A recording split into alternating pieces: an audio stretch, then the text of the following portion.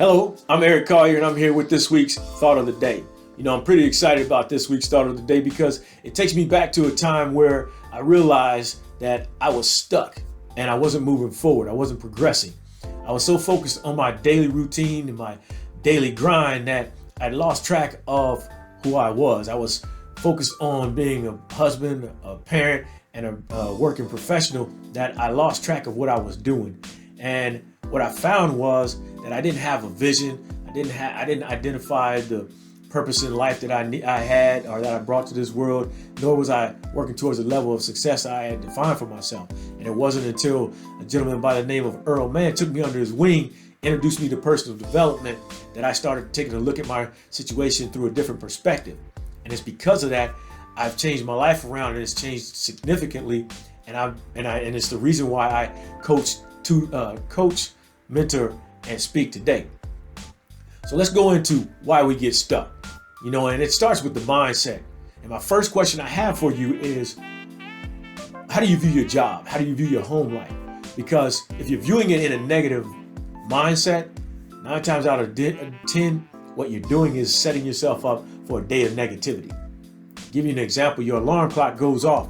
You hit it, and the first thing you say is, oh God, I gotta go in here and deal with these people, right? Or, oh God, she's still here, or he's still here. Well, if you're thinking in that manner and you start going through your mind, creating all these negative opportunities that may or may not exist throughout the day, what you're doing is you're building up negative energy in your body. And when by the time you get to work, somebody says, "Good morning, Mr. Collier, how are you today?" The first thing you say, "Good morning, I'm fine. Why are you asking?" Well, that's because of all the negativity that you built up. And now you've interacted with somebody who has no clue of why you're upset, right? They just know how you reacted to them when they said good morning. And so now the perspective of you is that you're just a jerk, right?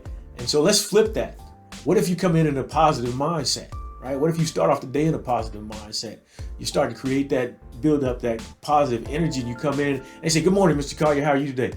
"Hey, good morning, how are you doing? I'm glad to be here," right? And you just keep it moving, and it just starts going into your job and your other interactions. And now people are looking at you in a different manner. And maybe you're not missing out on those raises and promotions that you have been missing out on simply because your performance has gotten better. And I'm not saying you're kissing butt, but I'm just saying you're being nice. There's nothing wrong with being nice. So what I want you to do is sit down, take a piece of paper, and write down everything you love about the job that you do. Of course, you're going to say, "I don't love anything about my job," which is understandable, but I want you to think about this. Think of it in this manner. If they were to take that job away from you, what will you miss right off the bat? That paycheck is one, right? Because that paycheck allows you to do so many different things. So I want you to write them down in a manner that I love my job because I get paid this. I love my job because of these benefits. I love my job because of these people that I interact with. I love my job because of this is what I do. And I want you to take those and stand in front of a mirror and repeat that to yourself over and over again. No, I'm not trying to create some positive hoorah, hoorah, hoorah zombie out there. What I'm trying to do is to get you to see it from a different perspective so that you can change your level of happiness when you go into work, right? Because eventually that level of happiness trickles down into the body and spirit as well. Next, I want you to take a look at is, are you working a job that fits within your purpose and your vision? A lot of us don't take jobs and we don't look for jobs based off our purpose and vision. We're looking for jobs simply because the bills have to be paid. And I get that, right?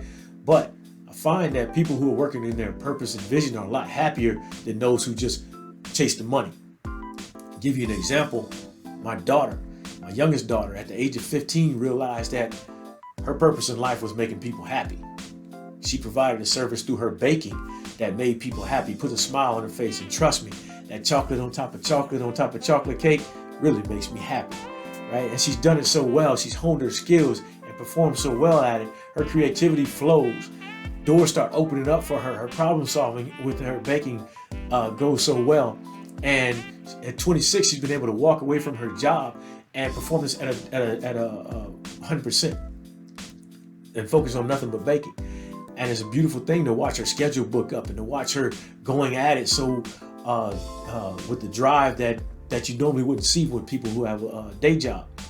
And I was really excited over the holiday period when she was invited to or asked to create a dessert table for a group at the White House. I thought that was awesome, and I'm so excited, and I love her for going after her dream, chasing her vision, and I can't wait to see what she brings next. Now my question is something that a lot of people don't think about. What does your inner circle look like? Who are you listening to? Who are you surrounding yourself with? It's very important. The way my mom brought it to me was, Eric, I can tell you right now, if you're hanging out with 9 people who are broke, who don't have any vision or not going anywhere, guess who the 10th person is going to be? And of course, she was right. But I didn't care. I just wanted to do what I wanted to do. But I understand it now through all past experiences, what that can do for you. Imagine this. What I've learned is that for every negative comment you receive, you have to replace that with 11 positive comments. So think about this. If 9 people are giving you negative advice or negative comment, feeding you a bunch of negative comments, you have to replace that with 11 positive comments. Can you imagine doing that all day for a couple of hours? Well, eventually what you're going to do is you're going to give in and you're going to focus on kicking back with them, right? But if your mindset understands your purpose in life and you have a vision set for you, it's easy to tell them, hey, I love you, but I got to move on. I got stuff I got to work on. I'll catch up with you guys when I catch up. Or it's easy to say, hey, baby, I love you. Things aren't working right now. We need to work on some things because I got a goal and a vision and I'm trying to get there. I'd love to take you with me. But if we can't do it, we might have to make some decisions. It's a hard thing to do, but it's something you might have to think about. Next, I want you to take a look at, are you blaming yourself, are you blaming others? Are you taking responsibility? That's a huge one. I run into people a lot and I listen to them talk and they're blaming others for them not getting a raise. They're blaming others for the negative environment that's being created at work. They're blaming others for how they're getting passed over for jobs that they apply for. Well, my question to them is, what part do you play in that? How are you presenting yourself? How are you carrying yourself? People outside, external factors play a part in it, but you play a role in it too, because you have chosen to be on that job. You have chosen to come in every day. You have to choose to perform in a positive manner. You have to be productive in what you do. If you're not being productive, yes, people are going to talk about you. If you're not doing what you were asked to do, people will complain about that. So I want you to think about that, and then I want you to take responsibility for everything that you're doing. No, you can't change the past, but you can change how you perform in the near future. Last, I want you to take a look at, are you allowing fear to keep you stuck? I'm not talking about the fear of life-threatening events. What I'm talking about is that battle within that we have, where the conscious and the subconscious mind start battling each other. And the conscious mind wants you to succeed.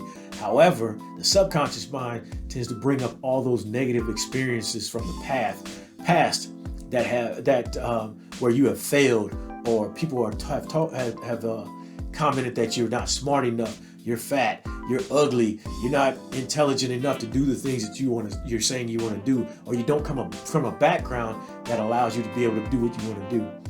Those are the things you have to overcome.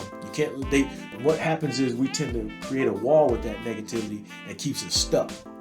Another thing you need to look at is what do you have to become? Who do you have to become? You have to become a person who is more consistent, more disciplined, and more committed to following your dream, accomplishing whatever goals you set for yourself. That person accomplishes so much more than the person who has that lack of commitment, discipline, and consistency. So you have to become that person, because you're focused on what it is you want to do, and it's a process that you have to go through. By committing to that process, you're going to do it come hella high water. And at each level, that commitment, discipline, and consistency is going to have to improve. You're going to have to tighten up the belt on whatever it is you're doing, because what you're doing today, you're not going to be able to do it with the same thinking next week or at a different level. So you have to tighten up that commitment and discipline and consistency and be that person who fights through regardless of whatever adversity or challenges you may face. And there you have it, ladies and gentlemen, why we get stuck and some examples on some exercises that will help you work your way through it. You know, it's important because, like I said, you bring to this world everything you need to succeed in life. And that's what everybody's working for, right? We want to be happy. We want to be successful. Whatever that definition of success and happiness that we have for ourselves, we want to accomplish in that. So in doing so, I want you to understand that you have unlimited potential. You have an unconquerable mindset, and you are a relentless spirit. Because of those things, you will be victorious. All you need to do is keep pushing and put in the work. I'm Eric Collier. I'll be back next week. Until then, let's go to work. Let's accomplish some things and be a part of those great things that are happening today.